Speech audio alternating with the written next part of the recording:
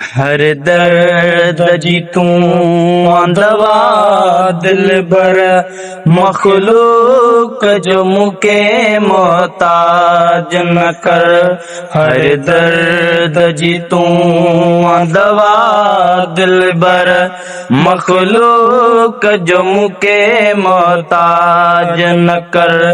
या सयो में दर की तो दर या सयो में दर की तो दर पंजी रहमत सां मुंहिंजी जोली बर।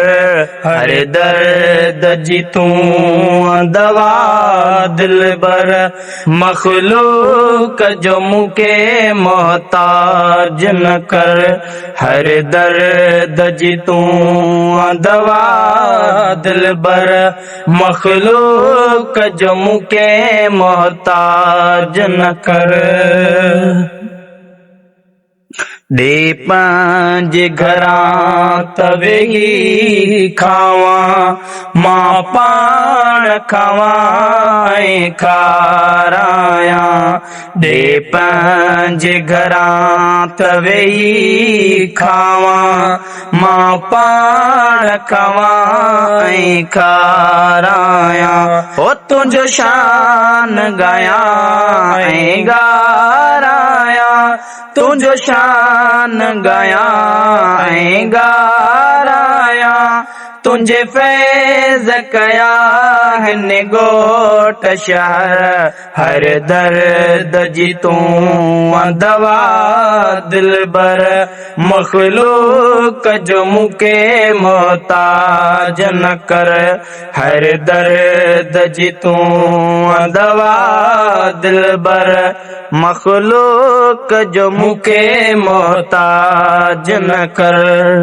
दुश्मन भी सभई थाई चवनि रहमत जा हिननि ते तक कर वसनि। दुश्मन भी सभई थाई चवनि रहमत जा हिननि ते तक कर वसनि। ओ मिलनि मुर्शिद अहिड़ो पुछो न हसनि। मिलनि मुर्शिद अहिड़ो पुछो न हसनि। जंहिं मुर्शिद कयो अनारीअ खे नर। हर दर्द जी तूं दवा दिलबर मखलूक जो मुके मोहताज न कर।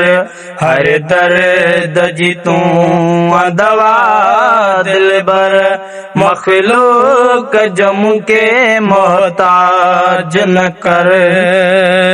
हर दर्द जी आहे दवा तो दर इस्लाम आज़म आहे तुंहिंजे सुपर। हर दर्द जी आहे दवा तो दर इस्लाम आज़म तुंहिंजे सुपर। साओ ताज निशान वा जंहिंजे सिर। साओ ताज निशान वा जंहिंजे सिर। मिसकीन लखनि में पट पधर। हर दर्द जी तूं दवा दिलबर मखलूक जो मुके मोहताज न कर। हर दर्द जी तूं दवा दिलबर मखलूक जो मुके मोहताज न कर। या सयो में दर की तो दर या सयो में दर की तो दर पंजी रहमत सां मुंहिंजी जोली भर। हर दर्द जी तूं दवा दिलबर मखलूक जो मुखे मोहताज न कर।